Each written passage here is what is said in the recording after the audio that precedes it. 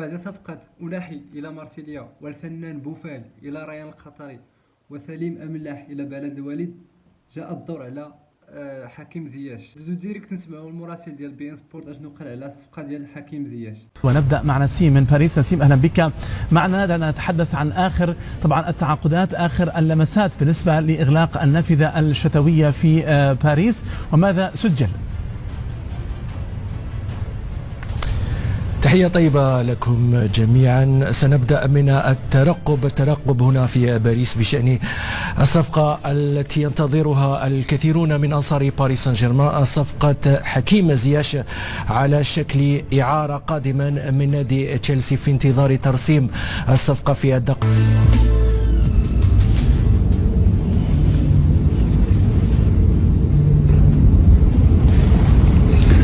بنيدو سليم، مرحبا بك اخويا، على الراس والعين، ان شاء الله ندوزو وقت زوين ان شاء الله.